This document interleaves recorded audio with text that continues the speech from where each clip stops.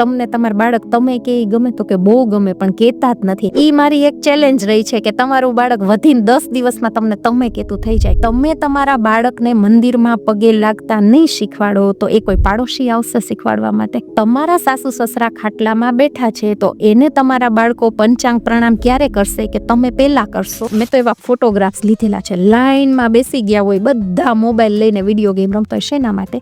તો એના મમ્મી પપ્પાને દૂર દૂર દૂરના સગાની સંગીત સંધ્યા એન્જોય કરવી છે. જો મોબાઈલ ખરાબ વસ્તુ છે જ નહીં. હું એક વસ્તુ બહુ સ્પષ્ટપણે કહું છું, મોબાઈલ ખરાબ વસ્તુ નથી, પણ મોબાઈલની અંદર શું જોવું શું ન જોવું ને એનો વિવેક હોવો ને એ બહુ મહત્વનું છે. કાપડ ઉપર ડાઘ પડતા સહેજ પણ વાર નથી લાગતી, પણ એના કાઢવા માટે ઘણી બધી મહેનત કરવી પડે છે. માતા પિતા તરીકે તમે એના ભૂલ સ્વીકારવાના દરવાજા છે ને તમે બંધ કરી દો છો. આજ પછી આ ભૂલ થવી જ ન જોઈએ. એના બદલે એવું કહેવાનું હતું, બેટા ન થાય ને એવો પ્રયત્ન કરજે, છતાં થઈ જાય ને તો કહેજે. ભણતર શાળામાંથી મળી રહેશે, પરંતુ ગણતર, ચણતર અને ઘડતરનું શું?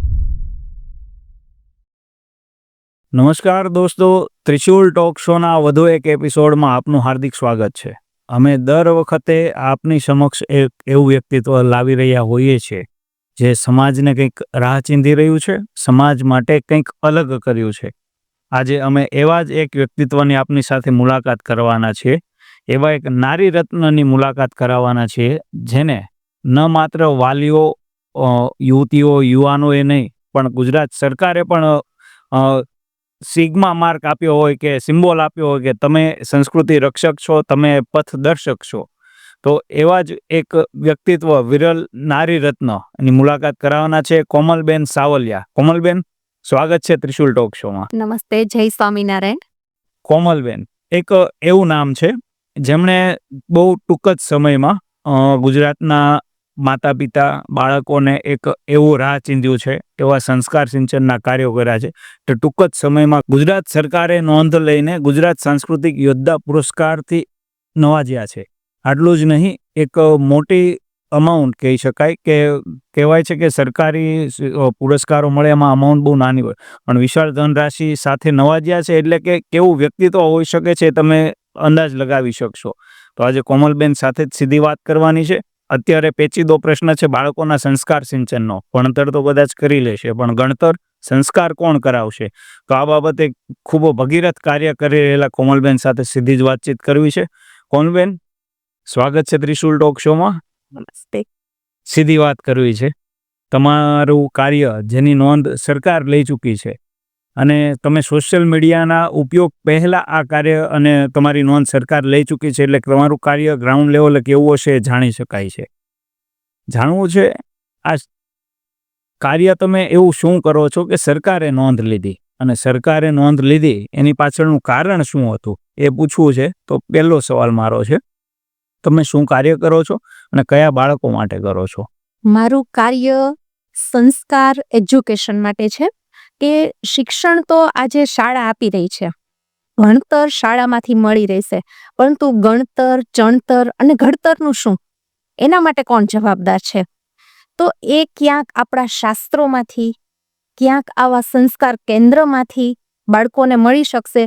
તો જ બાળકો અભ્યાસની સાથે જો આધ્યાત્મિકતા ભળશે તો એ ટોપ લેવલ સુધી પહોંચી શકશે. બાકી આપણે એવા ઘણા બધા દાખલા જોયા છે કે જે અભ્યાસમાં અવ્વલ હોવા છતાં પોતે પોતાની નિજી લાઈફમાંથી ઘણા બધા દુઃખી થયા છે, કે કોઈના કોઈ કારણોસર આજે તો નાની એવી બાબતમાં બાળકો ડિપ્રેશનમાં પણ યુવાનો આવી જાય છે. તો એની પાછળ શું કારણ હોઈ શકે? તો હોઈ શકે કે ત્યાં એને જે સમજણ, જે સહન શક્તિ, તો એના અભાવે બાળકો પોતાનું જે જીવન છે એ સફળતાના બદલે ત્યાંથી પાછા પડે છે. મેઇન વાત છે સંસ્કાર સિંચનની તમે કરી. બાળકોના જે માતા પિતા હોય છે એવું નથી ઈચ્છતા હોતા કે એનો બાળક કુસંગમાં ચડી જાય, ખરાબ રવાડે ચડી જાય અને અસંસ્કારી થાય. તેમ છતાં બાળકો કુટેવોમાં જતા રહે છે, વ્યસનો કરતા થઈ જાય છે. આની પાછળના કારણો શું તમે માનો છો આટલા તમારા અનુભવ પછી? બાળકો મારી પાસે ભાઈ આવ્યા ને ત્યારથી લઈને નાની એવી બાબતથી લઈ ડ્રગ્સના વ્યસન સુધી કે સુસાઇડ કરવાના એટલા વિચારોમાં આવી ગયા હોય અને પોતાનું જીવન ટૂંકાવા સુધી પહોંચી ગયા હોય ત્યાં સુધીના બાળકો મારી પાસે કાઉન્સેલિંગમાં આવ્યા છે, યુવાનો પણ આવ્યા છે. પણ મને જવાબદાર કારણ કોઈ લાગતું હોય તો આ કોઈ પણ બીજ છે ને ડાયરેક્ટ વટવૃક્ષ નથી બનતું, પહેલા બીજ રોપાય છે અને ઈ બીજ રોપાયા પછી જો ખ્યાલ આવે કે આ યોગ્ય બીજ નથી અને ત્યારે જ જો એનું નિંદામણ થઈ ગયું હોય તો એ વટવૃક્ષ બનતું અટકી જાય છે. પરંતુ એ બીજ રોપાયા પછી માતા પિતા ક્યાંક બાળકની નાની ભૂલને ઢાલ બનવા કરતા એનો અરીસો બની બતાવવાની જરૂર છે. આજે સમાજમાં કેવું છે કે બાળકની ભૂલ થઈ ને, હવે તમે એક દાખલો જો કે આપણા જે પહેલાનો સમય હતો તો ત્યારે બાળકો ઉછળતા ને તો ઘણી વખત તો માતા પિતા તો સવારથી સાંજ ખેતરમાં ખેતી કરવા જતા, નોકરી ધંધે જતા, પાડોશૂર એ 10-15 વર્ષના થઈ જતા, ઘરમાં દાદા દાદી ખાટલો નાખીને બેઠા હોય ઈ ધ્યાન રાખે અને બાળકો આટલા સરસ મોટા થઈ જતા. તો આજે કેમ એક ક્ષણ માટે બાળકોને મૂકી નથી શકતા આપણે? તો ત્યાં આપણા પેરેન્ટ્સને એવું છે કે મારા બાળકની ભૂલ પાડોશીને ન ખબર પડવી જોઈએ, નાના ભાઈના દીકરાની વહુને ન ખબર પડવી જોઈએ કે મારા દીકરા દીકરી આ ભૂલ કરી છે. એટલે આપણે છે ને ઢાલ બનીએ છીએ ને એમાં બાળકને આમ પ્રોત્સાહન મળી જાય છે કે માતા પિતા પણ આપણને નથી કંઈ કહેતા તો આમાં આગળ વધાતું હશે, એ તો બાળક છે એને થોડી ખબર પડે. પણ ત્યાંથી ડાળ કાપી નાખવાની છે. 5 વ્યક્તિને જ્યારે નાની ભૂલની ખબર પડે ને તો એ ત્યારે વાંધો નથી, પણ જ્યારે એ મોટું બની અને લોકોને સમાજ સમક્ષ આવે ને ત્યારે તો ઘણું મોડું થઈ ગયું હોય છે. તો આ માતા પિતાએ ધ્યાન રાખવાની જરૂર છે કે બાળક નાની ભૂલ કરે ને ત્યારે આપણે અવેર થવાનું છે, જાગૃત થવાનું છે. કેમ કે જે બીજ રોપાણું છે એ તો મોટું બનવાનું છે, સ્વાભાવિક છે. તો એને ત્યાંથી કાપવાનું છે. કોમલબેન, તમે આ સંસ્કાર સિંચનની શરૂઆત ક્યારેક તો કરી હશે.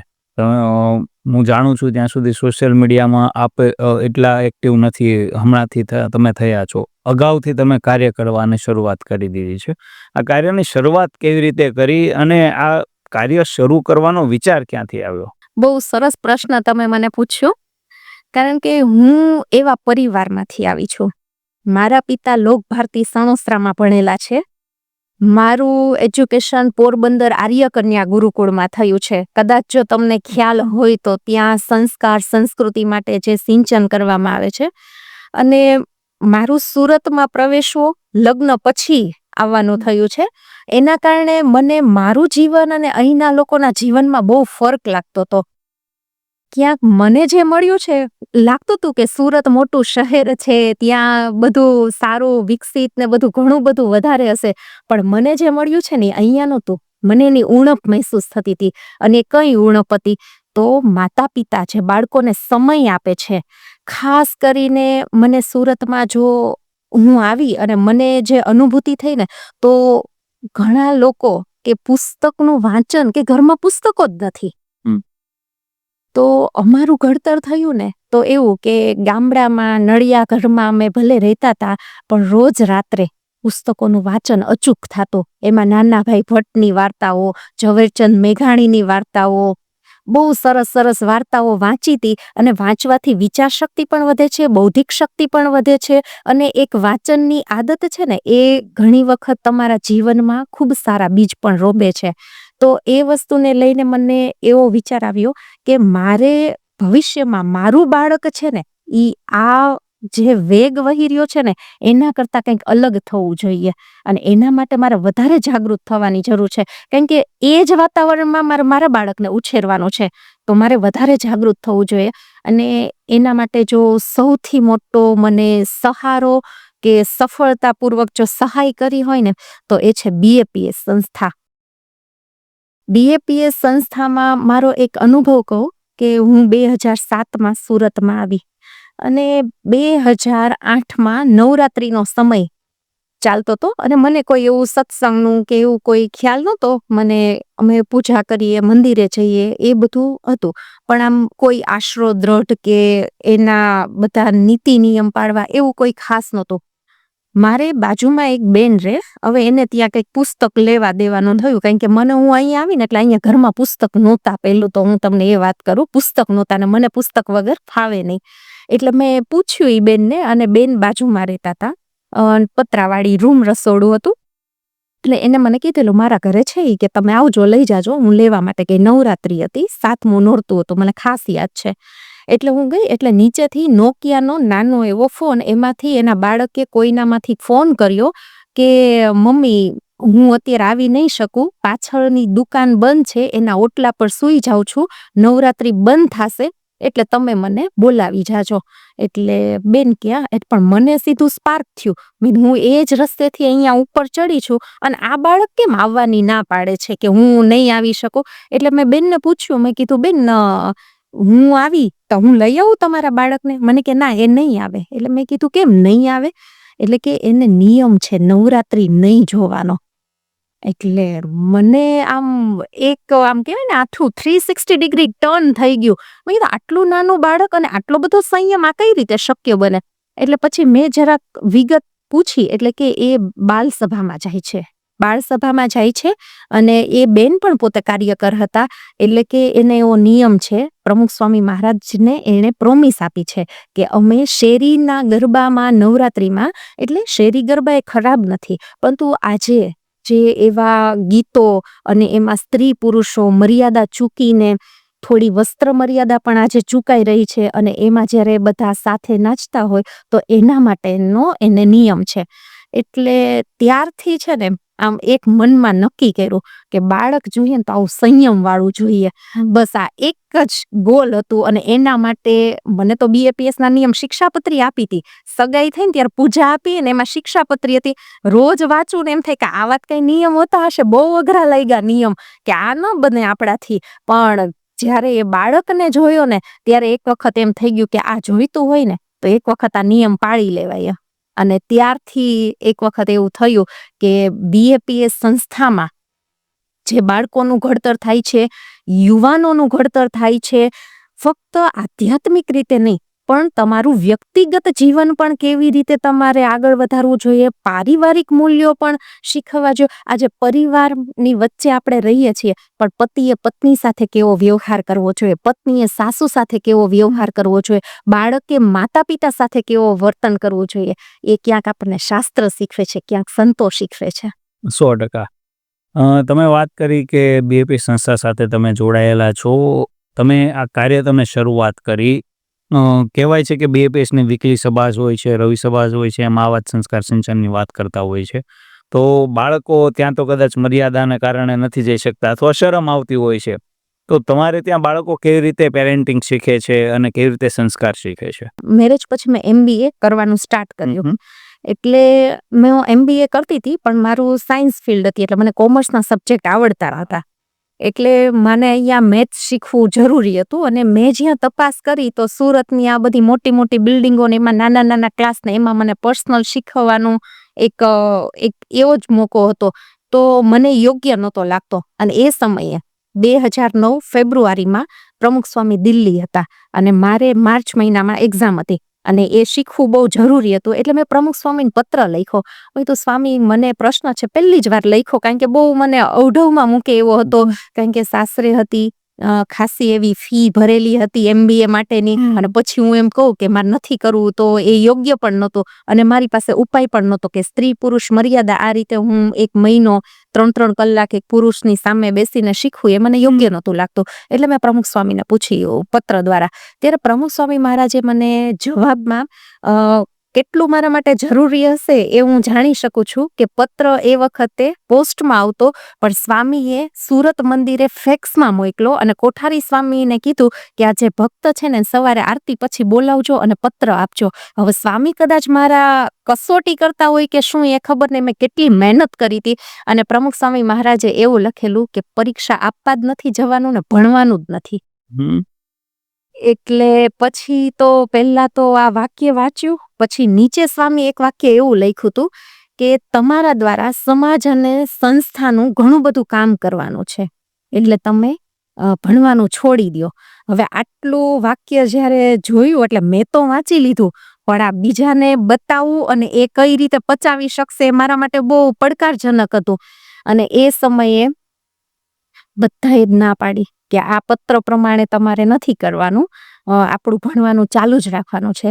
પણ મને વચનથી આજ્ઞા ભેગી મૂર્તિ, વચનથી વિરુદ્ધ જવું નહોતું. અને એ વખતે મને સહાય આપી હોય ને તો અત્યારે ગોંડલના સંયોજક છે રમાબેન માથુકિયા. એ રમાબેન માથુકિયાએ કીધું કે કોમલ, તું વચનમાં વિશ્વાસ રાખજે, બાકી આજ્ઞા વિરુદ્ધ જઈશ એમાં કોઈ દિવસ ભલીવાર નહીં થાય તારું. અને બસ હું બધાની વિરુદ્ધ જઈને, અને એ વખતે થોડાક શબ્દો પણ સાંભળ્યા કે કોમલ, તું ભણી છો પણ ગણી નથી, કે આવા એક પત્રથી તું કે તારી આવડી મોટી કારકિર્દી ઉપર તે સ્ટોપ મૂકી દીધો. અને બસ એ સ્વામીના વચને એક જ વ્યક્તિએ મને સહાય આપીને, પ્રમુખ સ્વામીનો વચન હતું સાથે, અને મેં છોડી દીધું અને પત્ર પણ મૂકી દીધો હતો. અને પછી તો બસ હું ટ્યુશન ક્લાસ મારે શરૂ કરવા હતા. મારી 2 દીકરીનો જન્મ થયો પછી મને ક્યાંક એવો વિચાર આવ્યો કે આજે પેરેન્ટ્સ એવું માને છે કે બીએડ કરેલા હોય ને એ જ ટીચરની ડિગ્રી કહેવાય અને એની જ પાસે બાળકોને ભણાવવા જોઈએ. તો મને થયો મારે તો ઘરે બેસીને ટ્યુશન કરાવવાના છે. મને તો સ્વામીએ ભણવાની ના પાડી દીધી છે, કારકિર્દી કોઈ બનાવવાની નથી. એટલે મેં એક્સટર્નલ બીએડ કરવાનું શરૂ કર્યું. તો એ વખતે બીએડ પૂર્ણ કર્યું મેં મારી 2 દીકરીના જન્મ પછી, અને મેં ટ્યુશન શરૂ કર્યું. પણ ટ્યુશન મારું કરાવવાનું મુખ્ય હેતુ એ હતો કે મારી પાસે જે બાળકો આવે ને એની અંદર મારે શિક્ષણની સાથે મુખ્ય કે જે મને અહીંયા સુરતમાં ઉણપ લાગી રહી છે કે માતા પિતા બાળકોનો જે રીતે ઉછેર થવો જોઈએ ને એ ક્યાંક ચૂકી જાય છે. અને હું પણ એવું નથી કે મને બધું આવડે છે, પણ હું પુસ્તકોનું વાંચન કરું છું, સારા મોટા મોટા લોકોને સાંભળું છું, મહાપુરુષોના જીવન ચરિત્ર વાંચું છું, અને ટૂંકમાં મેં જે રીતે પેરેન્ટિંગની ટ્રાય કરી છે એ રીતે હું આ લોકોને કરાવવાનો પ્રયત્ન કરું છું. એટલે શરૂઆતમાં તો કોઈ એગ્રી ન થાય કે અમે તમને ફી આપીએ છીએ 1 મહિનાની, એમાં તમે 4 દિવસ આવા ક્લાસ કરાવો, એ કઈ રીતે શક્ય બને. પણ પછી શું થયું, ધીમે ધીમે બાળકોનું વર્તન બદલાવા લાગ્યું પેરેન્ટ્સ સાથેનું. કારણ કે પહેલા મારી પાસે ટ્યુશન આવે ને એટલે મારું પહેલું એ કે તમે મમ્મીને તું કહેતા હોય ને, એટલે જ્યારે આવે ને વાલી ત્યારે જ હું કહું કે બીજું પરિવર્તન આવે કે ન આવે, તમને તમારું બાળક તમે કે ગમે તો કે બહુ ગમે, પણ કહેતા જ નથી. પણ ઈ મારી એક ચેલેન્જ રહી છે કે તમારું બાળક વધીને 10 દિવસમાં તમને તમે કહેતું થઈ જાય. અને એક વસ્તુ છે કે જ્યારે તમે કોઈને તું કહીને બોલાવો ને ત્યારે તમારી શબ્દોની મર્યાદા નથી રહેતી. તમે કોઈને તમે આદરથી બોલો ને ત્યારે એક મર્યાદા આવી જાય, શું બોલાય શું ન બોલાય એ બાળકને અટકતા આવડે. એટલે બેઝિકલી પેરેન્ટ્સને શું થાય, આમ સારું મહેસૂસ થવા માંડે કે ચલો રિઝલ્ટ જે આવે એ, પણ મારું બાળક મને તમે કહેતા થઈ ગયું. એમ કરતા કરતા ધીમે ધીમે બાળક છે ને એક નવું કાર્ય કે કોઈ પણ એના ઘર મંદિરમાં હું તો બાળકોને પૂછું ત્યારે મને આમ શોક લાગે કે આપણે હિન્દુ થઈ તમે તમારા બાળકને મંદિરમાં પગે લાગતા નહીં શીખવાડો તો એ કોઈ પાડોશી આવશે શીખવાડવા માટે? તમારા સાસુ સસરા ખાટલામાં બેઠા છે તો એને તમારા બાળકો પંચાંગ પ્રણામ ક્યારે કરશે કે તમે પહેલા કરશો, તમને જોઈને તમારું બાળક કરશે. તો એ કોણ શીખવશે? એના તો કોઈ ક્લાસ નથી થતા. એટલે આ એક મુખ્ય વસ્તુ છે કે તમે, એટલે આ જે બાળકોમાં પરિવર્તન આવ્યું ને એટલે ધીમે ધીમે બધા એકબીજાને કે, ત્યારે તો કોઈ સોશિયલ મીડિયા હતું જ નહીં એમ, એટલે કે અહીંયા મોકલીએ ને એટલે બાળકની અંદર બહુ સુધારો આવી જાય છે. એટલે સુધરેલા બાળકો તો બધાને ગમે છે, સુધારવા નથી ગમતા. 100%.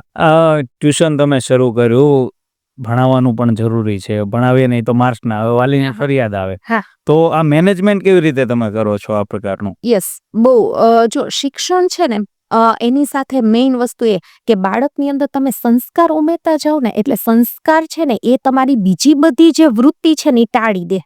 લાઈક કે બીજા સાથે ઝઘડો કરવો, સંસ્કારની અંદર વિવેક વસ્તુ મેઇન આવે છે. કોની સાથે કેમ વાતચીત કરવી, કોની સાથે કેવું વર્તન કરવું, ટૂંકમાં વાણી, વર્તન અને વ્યવહાર, આ 3 વસ્તુ ઉપર મુખ્ય ફોકસ થાય. એટલે તમારી ઓલું કે ને કે બિલોરી કાચમાં જ્યારે સૂર્યનું કિરણ પડે અને જો સામે રૂ હોય તો એ તરત જ સળગી જાય, પણ ડાયરેક્ટ રૂ ઉપર સૂર્યપ્રકાશ ગમે એટલો પડે તો કોઈ અસર થતી નથી. એમ આપણે બીજી બધી વૃત્તિને કાઢી લઈએ ને એટલે સીધી એની અભ્યાસ પર ફોકસ થાય. અને સાથે સાથે બાળકોને એ પણ શીખવવું કે આર્થિક બચત કરવાની. અને આર્થિક બચત બાળક જ્યારે કરતું થાય ને ત્યારે એને ઓટોમેટિક ખ્યાલ આવે કે આ વસ્તુ આટલી મોંઘી આવે છે તો કેટલા પૈસા ભેગા કરીએ ત્યારે આ મળે. અને બાળકો સપના બહુ ઊંચા જોવે છે, આપણને ખ્યાલ નથી, પણ એના સપના બહુ ઊંચા હોય. પછી તમે એને બતાવો કે બેન ભાઈ તું કેટલા રૂપિયા ભેગા કરો ત્યારે આટલું જ થાય છે, તારું જોયેલું એક સપનાની સાકાર થાય એમ છે, તો કે ના, તો એના માટે શું કરવું પડે? કમાવવું પડે. કમાવા માટે શું કરવું પડશે?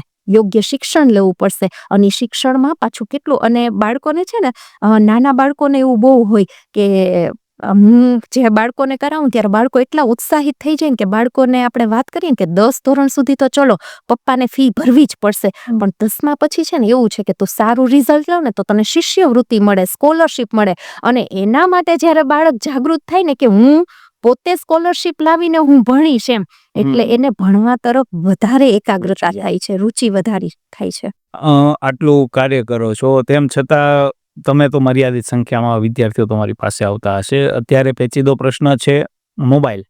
વિદ્યાર્થીઓ બાળકો નાની ઉંમરે હોય અને મોબાઈલના વ્યસની થઈ ગયા છે. આની પાછળના કારણ શું છે કે મોબાઈલ આટલી નાની ઉંમરે યુટ્યુબ ખોલતા આવડી જાય, રીલ્સ જોતા આવડી જાય? મૂળમાંથી પ્રશ્ન લઈએ ને તો મને એવું લાગે છે સમાજની દ્રષ્ટિએ શું છે કે બાળકનો જન્મ થાય ને એટલે હમણાં તો મેં નવું સાંભળ્યું કે આખું પેકેજ લે, એના 12 મહિનાના ફોટોઝ પડાવવાનું. આ તે હા, સ્મૃતિ તરીકે બહુ સારી બાબત છે, હોવું જોઈએ આપણી પાસે, પણ તમે એની વિડીયોઝ બનાવો, ફોટોઝ બનાવો, પછી બાળકને ન કરવા છતાં એની પર પ્રેશર કરી હું આમ બોલું તું આ રીતે કર, અને એ તમે વિડીયો શૂટ કરો છો, અને પછી એ જ વિડીયો કોઈ પણ આપણો હોય તો આપણે વડીલ છીએ ને તો પણ આપણને આપણું જોવો ગમે છે, તો એ બાળકને કેમ જોવો નહીં ગમે ફોટો? સ્મૃતિ માટે કરો ત્યાં સુધી બરાબર છે. પછી ધીમે ધીમે શું થાય, તમે એવું સમજો છો કે બાળકને શું ખબર પડે, એ તો નાનું છે ને.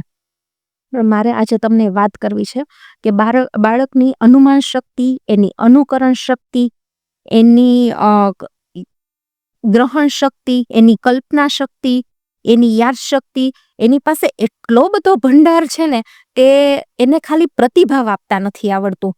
બાળક તમે અમુક મહાપુરુષોના જો ને, આજે શિવાજી છે, સરદાર વલ્લભભાઈ પટેલ છે, એ પોતાનું આટલું જે જીવન ઘડતર થયું તો એની પાછળ એના માતા પિતાનો બહુ મોટો ફાળો છે. એના જીવન ચરિત્ર ઉપરથી આપણે જાણી શકીએ છીએ. તો જે તે સમયે એને એવી સારી વાતો સંભળાવો, અને વાતો સંભળાવવાને બદલે આજે શું થયું છે કે પેલી સારી સારી પોયમ આવે ને તો આપણે પોયમ ચાલુ કરી દઈએ છીએ. તમને એમ થાય કે સાંભળે જ છે ને, હું ક્યાં એને મોબાઈલ આપું છું, પણ એની અંદર જે ઓલા માતાના હાલરડાની બદલે મમ્મી પપ્પા જે ગીત વાર્તા ગાઈને સંભળાવતા હતા એના બદલે આ બધું જે ફિટ થઈ ગયું, અને તમે જે મેં આગળ વાત કરી જે બીજ રોપો છો એ જ વટવૃક્ષ બનવાનું છે. યસ, કારેલાનું વાવેલું હશે તો કારેલા જ ઉગશે. યસ. અત્યારે પાછું એક મને થોડુંક નવું જાણવા મળે છે કે ઘણા પેરેન્ટ્સ એવું પણ છે કે બહુ ઉત્તમ રીતે શરૂઆતનું બાળકનું ઘડતર કરે છે, અને એ લોકોનું એવું છે કે બીજ આપણે ઉત્તમ રોપી દીધું તો પછી તો ફળ વધારે. પણ આજે એવું છે કે કદાચ બીજ ઉત્તમ રોપો ને પણ માવજત જો પ્રોપર ન મળે ને તો તમને એ ફળ આપતું નથી. જે તે સમયે જે ખાતર, યોગ્ય સૂર્યપ્રકાશ, યોગ્ય પાણી, યોગ્ય જમીનનું લેવલ એ મળવું પણ જરૂરી છે. અને ખાસ નિંદામણ, તમે જ્યાં વાવ્યું છે ને ત્યાં દૂષણો, વિકૃતિ, એ બધું નિંદામણ તમારે કરતું રહેવું પડશે, એનાથી રક્ષણ કરવું પડશે, તો તમારું જે ફળ છે, એ વૃક્ષ છે, એ સહી સલામત મોટું થશે. 100% વાત છે. 2 દિવસ અગાઉ જ એક હિન્દુસ્તાની આપણા ગુજરાતમાંથી જ પકડાયો જે પાકિસ્તાન માટે જાસૂસી કરતો હતો. જન્મે તો ઇન્ડિયન હતો, એને દુશ્મન પાકિસ્તાનના અહીંયા નતા આવ્યા, અહીંયાથી પાકિસ્તાનને મદદ કરતો થઈ ગયો. એના મા બાપે એવા તો સંસ્કાર નહીં જ આપ્યા હોય. હા, નહીં આપ્યા હોય. મેઇન વાત છે અત્યારે બાળક ઉપર વધુ અપેક્ષા રાખવામાં આવે છે કે બાળક તું આવું કર. હમણાં તો આપણે વાત કરી કે રીલ બનાવવા માટે બાળકને આવો ડાયલોગ શીખવે, આવ્યો શીખવે. અપેક્ષાઓ માતા પિતાઓને બાળકો પર હોય છે, પણ બાળકને શું અપેક્ષા હોય છે માતા પિતા પ્રત્યે? કેમ કે સુધારવાની જરૂર બાળકોને જ નથી હોતી એવું મારું માનવું છે. માતા પિતાએ શું સુધારો કરવાની જરૂર છે? માતા પિતાએ અત્યારે જનરલી સમાજમાં માતા પિતા છે ને બાળકને આપવા માટે બહુ એમ કે હું શું ન આપું, મને જે નથી મળ્યું ને બધું જ મારે મારા બાળકને આપવું છે. પણ વ્યક્તિગત રીતે હું માનું ને તો ઘણું બધું તમે ન આપો ને, એને જે કુદરતે આપ્યું છે, કુદરતી વાતાવરણ આપો ને, એમાં જે એનો ઉછેર થાય છે ને બહુ સરસ રીતે થાય છે.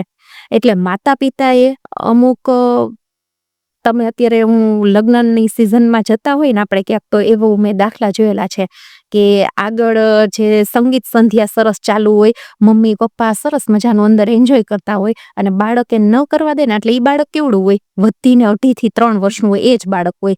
એટલે મેં તો એવા ફોટોગ્રાફ્સ લીધેલા છે, લાઈનમાં બેસી ગયા હોય બધા મોબાઈલ લઈને વિડીયો ગેમ રમતા હોય. શેના માટે? તો એના મમ્મી પપ્પાને દૂર દૂર દૂરના સગાની સંગીત સંધ્યા એન્જોય કરવી છે. અને આ બાજુ જે એક જ વાર જોયેલું છે ને ઈ બાળકને એટલું બધું અસર કરે છે ને, ઓલું કે ને કે કાપડ ઉપર ડાઘ પડતા સહેજ પણ વાર નથી લાગતી, પણ એને કાઢવા માટે ઘણી બધી મહેનત કરવી પડે છે, ઘણા બધા કેમિકલ પણ યુઝ કરવા પડે છે. એવી રીતે આના માટે પણ તમારે તૈયારીઓ હોવી જોઈએ. તમે એકવાર બાળકના હાથમાં મોબાઈલ આપો છો ને, એ કાઢવા માટે તમારે ઘણી બધી મહેનત કરવી પડશે. એટલે આપતા પહેલા વિચાર કરવાનો. આનો ઉપાય શું તમારા અનુભવ પ્રમાણે? મારા અનુભવ પ્રમાણે પહેલા તો તમે જ્યારે માતા પિતા બનવાનું નક્કી કરો ને, તમારી પેઢીને આગળ વિસ્તાર આપવા માટેનું તમે જ્યારે નક્કી કરો છો ને, એ સમયે તમારી માનસિક તૈયારી હોવી જોઈએ. માતા પિતાની અંદર સંયમ, સાદગી, આ 2 વસ્તુ જ્યારે આવશે ને, ત્યારે એ બાળક ઓટોમેટિકલી તમને બીજા કરતા અલગ દેખાશે. પણ આ તમારામાં લાવવું પડે, અને આ તૈયારી કોઈ 2 મહિના કે 5 મહિનાની નથી, કદાચ 15 વર્ષ પણ તમારે એના પર ટકી રહેવું પડે. તમારા હાથમાં એવોર્ડ આવ્યો, એવોર્ડ મેળવતી વખતે કેવું ફીલ કેવું થતું હતું કે અચાનક આવું આકાશમાંથી એવોર્ડ આવ્યો અને તમારા હાથમાં આવી ગયો? એવોર્ડ આવ્યો ને ઈ પહેલા મને જ્યારે ડન થયું ને, ત્યાર પછી હું સતત એવી વિટંબણામાં રહેતી હતી, કારણ કે દરેક સારી વસ્તુ આવે છે ને, એ સારી વસ્તુના પ્રભાવમાં એટલું બધું અંજાઈ ન જવાનું હોય. સતત મને વિચાર રહેતો હતો, કેમ કે મારું જે લક્ષ્ય છે, મારું જે સિદ્ધાંત છે, બહુ જ ક્લિયર છે. પણ જો અમુક વખત બધા પ્રલોભનો છે ને, તમને રસ્તાથી ક્રોસ લઈ જતા હોય. પછી મને સતત વિચાર આવતા હતા, અને જે મારા માર્ગદર્શક પહેલા બનેલા, મેં ડોક્ટર રમાબેન માથુકિયાની વાત કરી, એમને જ મેં મારી પ્રશ્ન કીધો. મને જ્યારે પણ કઈ પ્રશ્ન હોય તો એમને રજૂ કરું, ને મને સોલ્યુશન, મને કે તું એક પ્રાર્થના બનાવ સ્વામીને. એટલે 15મી માર્ચ પૂનમનો દિવસ હતો.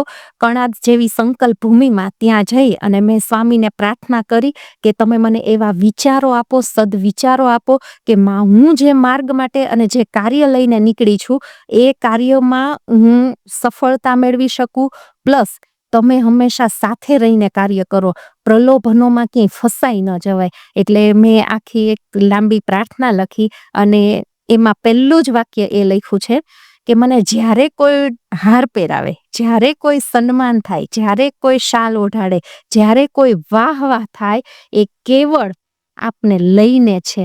એટલે હું હાથ ઊંચા કરી અહમ શૂન્ય રહી અને બધું જ તમારા ચરણોમાં સમર્પિત કરી દઉં, કારણ કે આ મારું કંઈ છે જ નહીં, મારું કાંઈ નથી, હું નિમિત્ત માત્ર છું. 100%. તમે કોઈ ભાર લઈને નથી ઉભા, કોઈ જ નહીં. બાળકોની વાત કરી, બાળકો વટવૃક્ષ બના, મતલબ કે યુવાન અવસ્થામાં આવી ગયા. યુવા અવસ્થામાં આવીને બાળકો છાકટા બની જાય છે અને માતા પિતાનું કયું માનતા નથી. આવા યુવાનો માટે તમે શું મેસેજ આપો છો કે આ રસ્તેથી પાછું વળવામાં તે ભલાઈ છે? શું મેસેજ આપશો એમને? સૌથી પહેલા મારે માતા પિતાને, જ્યારે યુવાનોની વાત આવે છે ત્યારે કેવું છે, યુવાનો એટલા સુધી આગળ પહોંચે ને એની પહેલા ઘણી નાની નાની ભૂલો કરે છે, ઘણી નાની નાની ભૂલ કરે છે. પણ ક્યાંક માતા પિતા તરીકે તમે એના દરવાજા, ભૂલ સ્વીકારવાના દરવાજા છે ને, તમે બંધ કરી દો છો. નાની એવી ભૂલ થાય ને, આજ પછી આ ભૂલ થવી જ ન જોઈએ. એના બદલે એવું કહેવાનું હતું, બેટા ન થાય ને એવો પ્રયત્ન કરજે, છતાં થઈ જાય ને તો કહેજે.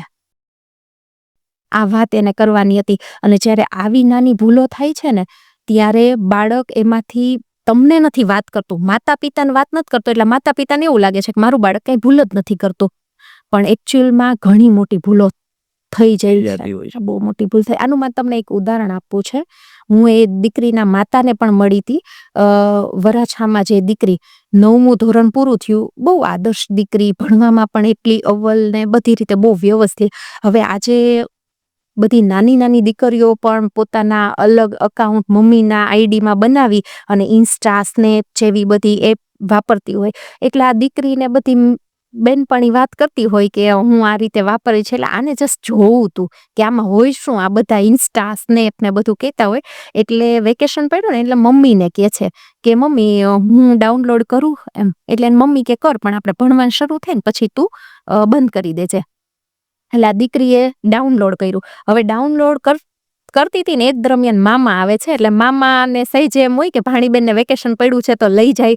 તે બેનને કહે છે કે બેન 2 દિવસ ભાણીને મોકલ, હું મૂકી જઈશ. એટલે આ દીકરી મોબાઈલ લઈને ગઈ, ત્યાં ડાઉનલોડ કર્યું, એને કંઈ જોયું નહોતું. બપોરના ટાઈમે પહોંચી, મામી રસોઈ કરતા હતા, મદદ કરાવી, નાનીને બધાય જમી લીધું, બધા ફ્રી થઈને પરવાર્યા. એટલે દીકરી મોબાઈલ લઈ અને સોફા પર આમ લાંબી થઈ. એટલે હવે એને કંઈ ખબર નહીં શું આવે, અને ડાઉનલોડ થઈ ગયું. એને ઇન્સ્ટા ઓપન કર્યું, થોડીક વાર તો બધું સ્ક્રોલ કર્યું, પછી આપણને ખ્યાલ જ છે કે એની અંદર પણ ઘણું ન જોવાનું એવું બીભત્સ ચિત્ર ને બધું આવતું હોય છે. હવે એ ચિત્રનું આવવું ને મામાનું પાછળથી જોવું, એટલે એ ત્યાં ઊભા રહી ગયા અને પાછળથી મોબાઈલ લઈ લીધો. દીકરી બીજી બાજુ મોઢું કરીને સૂતી હતી સોફા ઉપર. એટલે એના મામાએ સીધો સ્ક્રીનશોટ લઈ લીધો. એટલે આ સ્ક્રીનશોટ લીધો એટલે આ દીકરીના મનમાં સીધો, પોતે ડાઈને હોશિયાર હતી એટલે એને વિચાર આવ્યો કે મામા પાસે પ્રૂફ છે કે મેં શું જોયું તું, પણ મારી પાસે એવું પ્રૂફ નથી કે હું આવી છું નહીં, મારા વિચારો આવા છે નહીં. એટલે એના મામાને થોડો સમજાવવાનો પ્રયત્ન કરે છે કે મામા મને ખબર નહોતી, બધી બેનપણી જોતી હતી એટલે મેં મારા મમ્મીને પૂછીને જ કર્યું હતું, આવું આવશે એવી નહોતી ખબર કે હું ડિલીટ કરી દઉં. પણ મામાએ ખાલી એક એવો વિચારથી કે આપણી ભાણી ભણવામાં હોશિયાર છે, આટલી સમજણીને ડાય છે, આપણા કુટુંબમાં આમ સમાજમાં નામ છે, દીકરી એટલું વ્યવસ્થિત ભણશે તો આમ સમાજનું નામ રોશન કરે એવી છે, તો હું થોડીક 2 ધમકી આપું તો બીજી વાર કોઈ દિવસ વિચાર ન કરે કે તારા મમ્મીને ને પપ્પાને મારા કહેવાનું જ છે, એટલે કે બીજી વાર આ થવું ન જોઈએ. એટલે છોકરીને બીક ઈ લઈ ગઈ કે મારા મમ્મી પપ્પા સામે, હવે જો જે પોતાનું આટલું સારું મમ્મી પપ્પા સામે નામ ને બધું એમનું સન્માન જાળવી રાખ્યું હોય, એને એક નાની ભૂલ થાય ને તો એ પચાવી નથી શકતા કે શું થાશે એમ. એટલે આ દીકરીના મનમાં સતત, ને એને મામાને કીધું કે મારે કાલ જતું રહેવું છે. એટલે મામા કે કાંઈ વાંધો નહીં, પણ મામાના મનમાં એમ હતું કે આટલી બીક, કારણ કે આપણે એટલી બધી બીક બતાવેલી ને એટલા બધા મારેલા ને ડઠ્ઠર થઈ ગયેલા ને, તો આટલી વાતમાં આપણને કંઈ નહોતું થતું. પણ આ જનરેશન છે ને જુદી છે, ટચ સ્ક્રીનના જમાનાની છે, 5G જનરેશન છે. હા, તો એ દીકરીને મનમાં લાગી ગયું કે હું પ્રૂફ કઈ રીતે કરું. અને ત્યાર પછી પોતે તો બધા રાત્રે સૂઈ ગયા, બીજા દિવસે જતી જ રહેવાની હતી, પણ રાત્રે ઊંઘ ન આવી અને એમ થયું કે હું શું મોઢું બતાવીશ. એટલે પોતે રાત્રે 12:15 વાગે બહાર આવી, એ નાની ભેગી સૂતી હતી, એના મમ્મી પપ્પા અને મામા મામી બીજા રૂમમાં સૂતા હતા, અને આવી પંખો જોયો અને ત્યાં પોતે લટકાઈ જાય છે અને ગળાફાંસો ખાઈ લે છે. એટલે મારું કહેવાનું તાત્પર્ય એ છે આના પરથી કે તમે બાળકોની ભૂલને તમે સ્વીકારો અને એને એવા ઢીલા પોચા ન બનાવો કે આટલી નાની નાની બાબતને એ એક્સેપ્ટ ન કરી શકે. હા, ખોટું લાગી જાય, નિરાશામાં આવી જાય. અને અત્યારે તો મને છે ને કેન્સર ને આ બીજા બધા રોગ છે ને, એના કરતાં સૌથી ભયંકર લાગતો હોય ને તો યુવાનોમાં ડિપ્રેશનનો રોગ છે. બહુ નાની બાબતમાં ખોટું લાગી જાય, ડિપ્રેશન આવી જાય, કે પોતે કોઈ વસ્તુ જો એને જે અચીવ કરવું છે એ વસ્તુ ન મળે એટલે પોતે નિરાશામાં આવી જાય કે હવે મારું કાંઈ દુનિયા જ નથી. અરે ભાઈ, કાંઈ નહોતું તો પણ શૂન્યમાંથી સર્જન કરેલા કેટલા છે. એટલે ત્યાં મને પાછું આવે કે જો આ લોકો ક્યાંક પુસ્તકોનું વાંચન કરતા હોય, કોઈ સારા વ્યક્તિને સાંભળ્યા હોય, તો આજે જે પણ મોટા પુરુષો છે ને એનામાં જે સંઘર્ષ આવ્યા છે, એ લોકોએ જે પરિશ્રમ કર્યો છે, જેટલી નિષ્ફળતાઓ પચાવી છે, એ આ બાળકોએ સાંભળ્યું હોય ને તો એને એમ થાય કે અમારી પાસે અમારે સંઘર્ષ કરવા જેવું છે જ નહીં.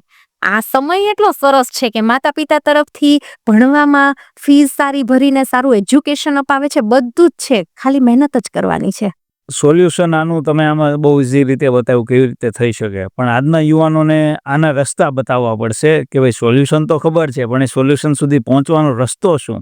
સોલ્યુશન સુધી પહોંચવા માટે આજે આપણે વડીલોને પણ, જો એવું એક કહેવાય છે કે તમે તૃણની ઝૂંપડી હોય અને ત્યાં કોઈ ઋષિ મુનિ બેઠા હોય ને, તો ગમે તેવું આમ ગરમીવાળું ઉષ્માભર્યું વાતાવરણ હોય ને, તો એક સંતના દર્શન કરો ને તો તમને શાંતિની અનુભૂતિ થાય. અને કોઈ એવું જામજોકળવાળી હવેલી હોય અને એમાં વેશ્યના ગાન થતા હોય અને દારૂ, ડ્રગ્સ ને હુક્કા પીવાતા હોય, એની વચ્ચે પણ તમારું અંતર છે ને એ હલબલી જતું હોય છે. એટલે તમને એવું વાતાવરણ મળવું જોઈએ સૌથી પહેલા તો. અને એ તો આજે અબાલથી લઈને વૃદ્ધો સુધી પણ જો મોબાઈલમાં જે વિકૃતિ અને જે OTT દ્વારા જે અમુક એવું પીરસાઈ રહ્યું છે, જો મોબાઈલ ખરાબ વસ્તુ છે જ નહીં. હું એક વસ્તુ બહુ સ્પષ્ટપણે કહું છું કે એટલી ઇઝી લાઈફ બનાવી છે બાળકો માટે, વાલીઓ માટે. વાલીઓ પણ એકદમ એને લઈને થઈને પોતે ઘણા બધા એકદમ સાવચેત રહી મતલબ સાવચેત તો શબ્દ નહીં વાપરી શકાય, પણ પોતે અવેર સારી રીતે મોબાઈલથી બાળકો શું કરે છે શું નહીં બધું જાણી શકે છે, વોચ રાખી શકે છે. યસ, મોબાઈલ ખરાબ વસ્તુ નથી, પણ મોબાઈલની અંદર શું જોવું શું ન જોવું ને એનો વિવેક હોવો ને એ બહુ મહત્વનું છે. પણ આ બધું ક્યારે તમને મળે? મેં તમને આગળ એક્ઝામ્પલ આપ્યા, જેવું વાતાવરણ મળે. પણ આપણા માટે હંમેશા એવું વાતાવરણ મળવું ને એ શક્ય નથી. એટલે મારું ફોકસ હંમેશા રહે છે કે તમારી આજુબાજુમાં ક્યાંય પણ સંસ્કાર કેન્દ્ર ચાલતું હોય કે ત્યાંથી તમારે ચાર્જ થવું ને બહુ મહત્વનું છે. યોગીજી મહારાજે ભૂતકાળમાં જે આ બાળ સંસ્કાર કેન્દ્ર અને યુવા સંસ્કાર કેન્દ્ર બહુ દીર્ઘ દ્રષ્ટિથી, પાંડુરંગ શાસ્ત્રીએ પણ બહુ સરસ સંસ્કાર કેન્દ્ર પોતે બાળ સંસ્કાર કેન્દ્ર શરૂ કર્યા. તો આ જે બધા સંસ્કાર કેન્દ્ર છે ને ત્યાં જઈને એટલે ત્યાં સારી જ વસ્તુ, બહુ સારા એવા મોટિવેટર ને એવા પ્રસંગો પીરસવામાં આવે છે કે 6 દિવસમાં તમે જે ભૂલ કરી હોય ને એ તમને લાઈટ થઈ જાય. આ ખોટું થયું છે આપણાથી. ભલે તમે બીજાને વાત નથી કરી, પણ તમને પોતાને તમારું ઇરેઝર મળી જતું હોય છે ત્યાં.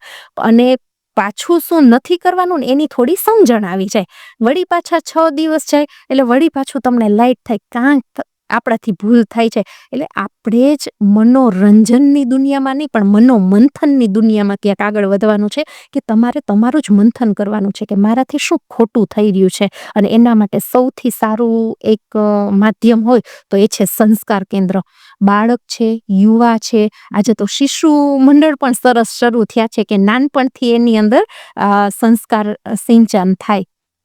તો કોઈ પણ જગ્યાએ વાલી તરીકે મને એટલી ખબર પડે કે તમે તમારા બાળકની આંગળી પકડી એક મંદિરમાં, એક સત્સંગ કથામાં લઈ જઈ ન શકતા હોય ને તો દ્રઢપણે ક્યારેક કહેવાની ઈચ્છા થઈ જાય કે આપણું માતા પિતા બનવું ને એ આપણા માટે યોગ્ય ના કહેવાય. તમે આટલું સારું માર્ગદર્શન આપ્યું, તમારા અનુભવનો નિચોડ બહુ ઓછા સમયમાં તમે કરી દીધો. અને ચોક્કસથી આ ટોક શો જે સાંભળશે એને કેવી રીતે બાળકને સુધારી શકાય, બાળકને સુધારવાના રસ્તા કયા છે, તમામ રસ્તાઓ પણ આપે બતાવ્યા.